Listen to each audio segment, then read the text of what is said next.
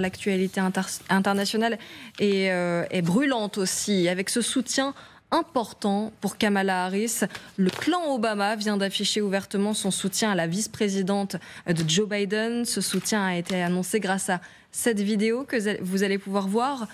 Kamala Harris qui reçoit un coup de téléphone et devinez qui est au bout du fil. Kamala! Hi! Hey there! Oh, vous êtes tous les deux ensemble. I have this phone call without saying to my girl Kamala, I am. Kamala, je suis fière de toi. Cela va être historique. Nous t'appelons pour dire, Michel et moi, que nous ne pouvions pas être plus fiers de faire tout ce que nous pouvons pour que tu remportes cette élection. Oh my goodness. Michel, Barack, cela me touche beaucoup. J'ai hâte de faire cela avec vous deux, de sortir, d'être sur la route. Mais surtout, je voulais vous remercier pour les mots que vous m'avez adressés et pour l'amitié que vous m'avez témoignée tout au long de ces années. Ils représentent plus que ce que je pourrais exprimer. Merci à vous deux. Cela signifie beaucoup et nous allons nous amuser avec ça. Et pour en parler, voici les invités qui m'accompagnent. Vincent Hugeux, bonjour. Bonjour. Grand reporter et essayiste, Masha Kondakova, bonjour. Bonjour, Émilie. Réalisatrice ukrainienne du documentaire Inner Wars. L'ambassadeur Claude Blanche-Maison, bonjour. Bonjour. Ancien ambassadeur de France à Moscou, auteur de l'ouvrage Vivre avec Poutine aux éditions Temporis. Et j'ai gardé avec moi évidemment Aurélien Duchesne. Bonjour. Restez bien avec nous. Consultant géopolitique et défense, on va aussi avoir besoin de vos lumières. Je voudrais vous faire réagir sur ce soutien de Barack Obama. C'est vrai que monsieur l'ambassadeur, il a mis 5 jours à apporter son soutien à Kamala Harris. Il a pris un peu son temps. C'est dans une stratégie de communication pour que les soutiens arrivent au compte-gouttes. D'abord, il faut constater que tous les gens importants dans le parti démocrate se sont ralliés les uns après les autres à la candidature de Kamala Harris. Et par conséquent, il y a eu un phénomène d'entraînement. Alors, je ne pense pas que Obama, il a également associé sa femme, Michelle, dans ce soutien, et eu de véritables réticences, mais peut-être qu'il voulait être sûr qu'il n'y aurait pas d'autres candidats qui allaient se présenter à la convention démocrate. Et effectivement, eh bien maintenant, on a vu la mise en scène d'ailleurs téléphonique, où on assiste à la télévision au coup de fil qu'il donne à Kamala Harris. C'est un peu la même chose d'ailleurs que le coup de fil entre Joe Biden et Kamala Harris. Absolument, après l'élection de Joe Biden, où ils se parlaient au téléphone et ceci était télévisé avec le son. C'est en effet très direct comme communication et je crois que c'est un mode de communication que Kamala Harris affectionne particulièrement. Elle aura besoin évidemment de son aide, elle aura besoin de son soutien, probablement aussi de ses conseils, parce qu'elle est devant un défi considérable et dans l'Amérique profonde, il y a des gens qui ne la voient pas venir d'un très bon œil. On voit déjà les arguments qu'utilise Donald Trump en disant non seulement elle est favorable à l'avortement, mais elle est favorable à l'avortement jusqu'au 8e mois. Pourquoi pas le 9e? Pourquoi pas c'était bien raconter n'importe quoi, c'était abominable. Régulièrement vis-à-vis d'elle. Donc c'est évidemment absolument scandaleux. Elle va avoir besoin de se défendre. Elle a les moyens de le faire et elle l'a montré déjà en reprenant ses fonctions antérieures de procureur et en disant moi j'ai connu des violeurs, des voleurs, des gangsters et bien voilà, c'est la définition de Donald Trump. Oui, Vincent, un mot notamment sur cette mise en scène qui fonctionne beaucoup aux États-Unis. C'est vrai qu'il fallait en mettre en quelque sorte plein les yeux pour montrer le soutien de l'ancien président Barack Obama qui avait été un petit peu assez ambigu au moment de l'annonce de la vice-présidente qui allait reprendre le flambeau derrière Joe Biden. Et précisément par effet de souffle, en quelque sorte, balayer les doutes et les suspicions qui avaient été suscités par ce ralliement tardif. Alors, certes, mieux vaut tard que jamais. Le prétexte qui avait été invoqué par l'entourage de Barack Obama, à en croire la presse américaine, c'était qu'il ne voulait pas hypothéquer le bon déroulement de la convention de Chicago du 19 août. Argument spécieux, puisqu'en fait, tout était plié. On se souvient que Biden, dès le moment du renoncement, avait affiché son soutien explicite. Le couple Clinton, lui, avait également réagi instantanément. Les barons démocrates, les stars d'Hollywood, etc. Alors, je pense simplement que, sans psychologiser à outrance, les grands hommes ont aussi leurs petites faiblesses. Il y a peut-être deux hypothèses qui méritent d'être mentionnées, qui là encore émanent, y compris d'ailleurs de cercles démocrates américains, sans aller jusqu'à faire un procès en jalousie. Je pense que Obama ne voulait pas être noyé dans le flot des ralliements.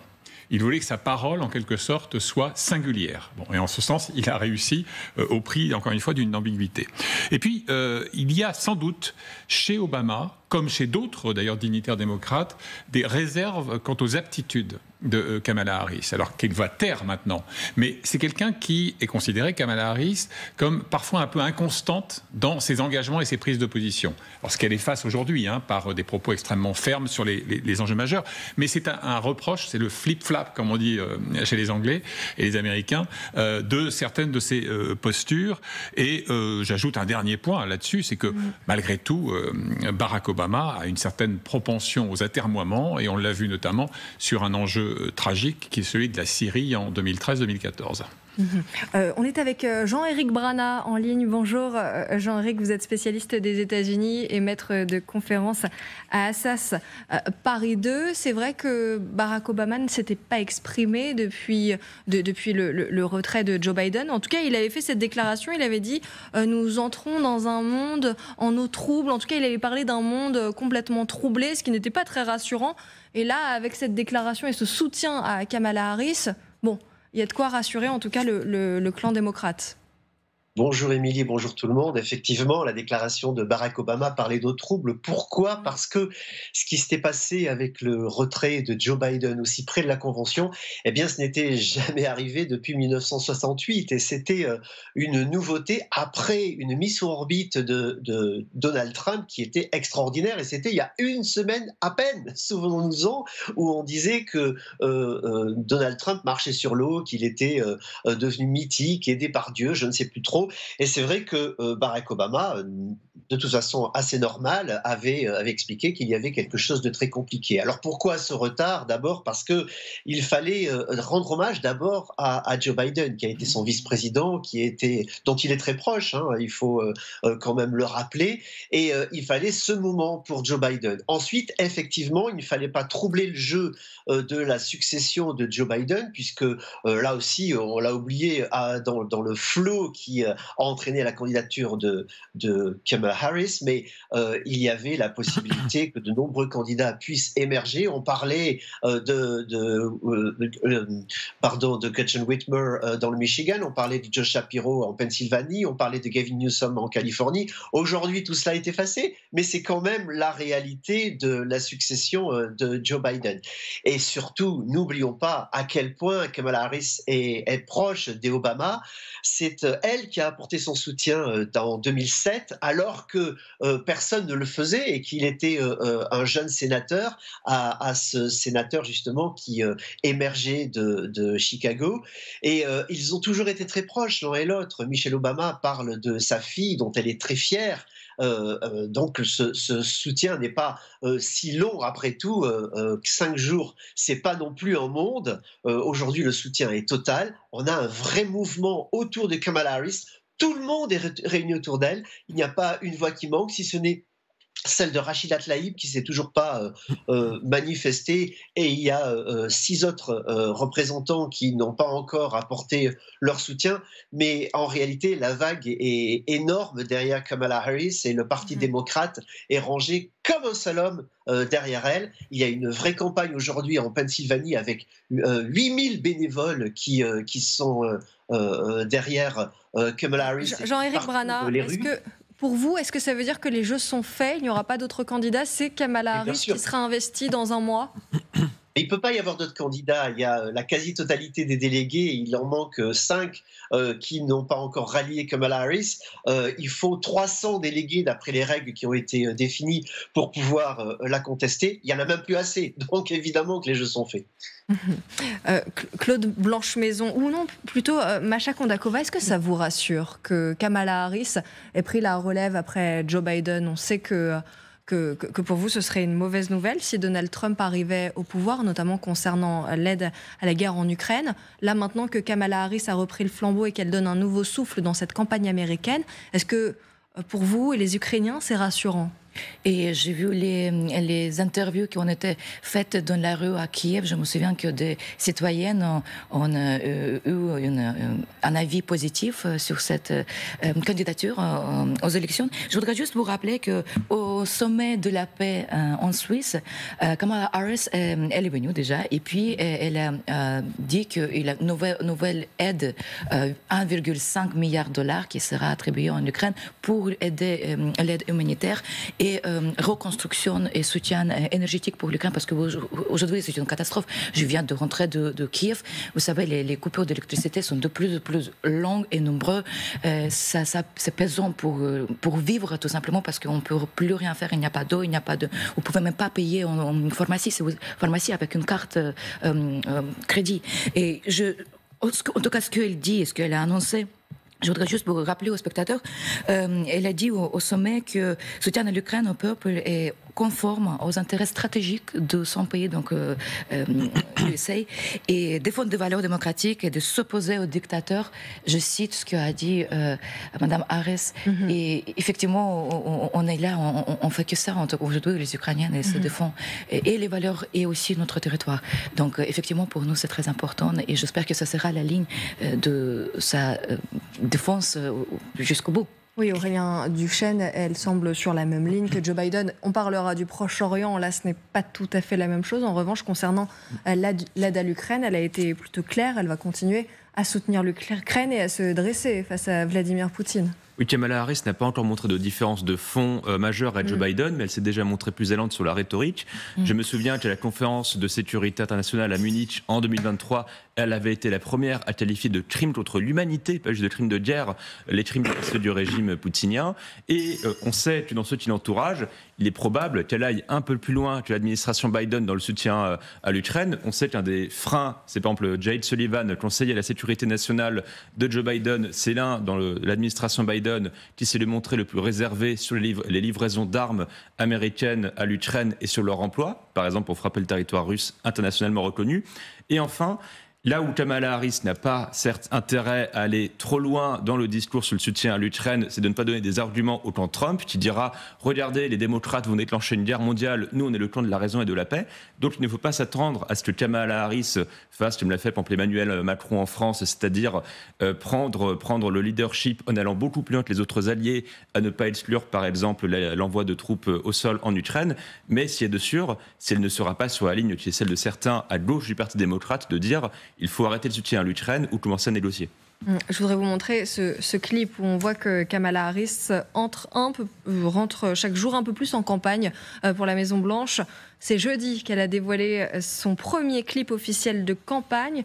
Si vous tendez bien l'oreille, vous allez reconnaître la voix de la chanteuse Beyoncé qui a accepté de lui prêter sa musique. In this election, we each face a question. What kind of country do we want to live in? There are some people who think we should be a country of chaos, of fear, of hate. But us, we choose something different.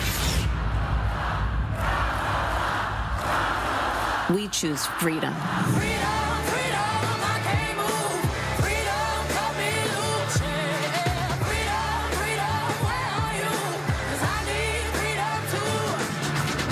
Freedom not just to get by, but get ahead. The freedom to be safe from gun violence. The freedom to make decisions about your own body. We choose a future where no child lives in poverty, where we can all afford health care, where no one is above the law. We believe in the promise of America, and we're ready to fight for it. Because when we fight, we win. So join us. Go to KamalaHarris.com and let's get to work. I'ma keep on running cause the winner don't quit on themselves.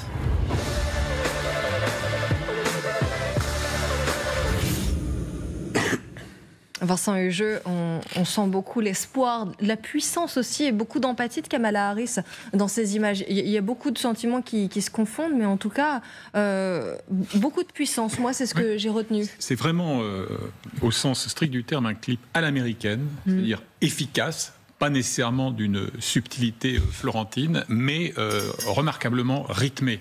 Et vous avez des références à l'ensemble des aires électorales sur lesquelles Kamala Harris va miser. Vous avez à un moment donné les drapeaux LGBT qui sont agités. Oui. Vous avez une conférence sur la santé reproductive, référence évidemment à la défense du droit à l'avortement.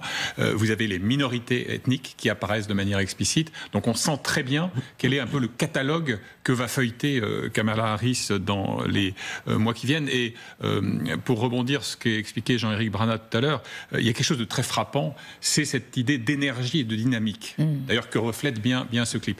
Il y a quand même encore quelques semaines, y compris sur ce plateau, nous étions navrés à l'idée de devoir peut-être commenter dans les mois à venir ce combat de deux septuagénaires ou octogénaires plus ou moins exténués, comme une sorte de remake navrant d'un combat antérieur. Et le simple fait que Biden ait eu la sagesse de se retirer et qu'il ait adoubé d'une manière dénuée d'ambiguïté sa vice-présidente donne une sorte de tonus à cette campagne tout à fait inattendue. Et dernier point, sauf erreur de ma part, on sait que l'argent compte énormément aux États-Unis. On avait beaucoup glosé sur les 53 millions collectés par Trump au lendemain de sa condamnation dans l'affaire Stormy Daniels. Eh bien là, sauf erreur de ma part, le record a été très largement battu avec, bien je crois, 81 millions de dollars collectés donc dans les opérations de fundraising dans les seules premières 24 heures ayant succédé à la proclamation de sa candidature. Donc tout ça, effectivement, donne un regain d'énergie et de puissance, pour reprendre votre mot, à cette campagne. Oui, Jean-Éric Brana, c'est vrai qu'elle avait collecté une somme hallucinante pour sa campagne, Kamala Harris. Un mot sur ce clip, il y a peut-être des détails à côté desquels on est passé ? En réalité, c'est une jeune femme qui pousse son landau, la jeune femme s'appelle Shyamala. Dans le landau, il y a une petite fille qui s'appelle Kamala. Et elle aurait prononcé, c'est la légende, son premier mot dans les luttes pour les droits civiques en accompagnant donc ses parents. Et ce mot, ça aurait été freedom. Et ce mot freedom est justement le titre de sa campagne, avec ce titre de Beyoncé. Les deux femmes se connaissent bien, hein, Kamala et Beyoncé, et la première a demandé à la deuxième l'autorisation de pouvoir utiliser cette chanson. Freedom, liberté va donc être effectivement ce qui va sous-tendre toute la campagne de Kamala Harris. On a donc un vent énorme qui va se lever autour de cette idée de liberté, avec les grands moments. Je vais reprendre ce qu'a dit Vincent Hugeux, mais c'est pas ce qui va venir, c'est ce qui est déjà passé. C'est effectivement les combats de la vie des parents de Kamala Harris d'abord, et puis ensuite de sa propre vie, celui des minorités qui se sentent brimées, c'est celui des femmes qui ont besoin d'assurer leur égalité et leurs droits reproductifs, d'avoir la liberté d'en disposer, c'est la liberté d'aimer. Donc de qui on veut, comme on veut.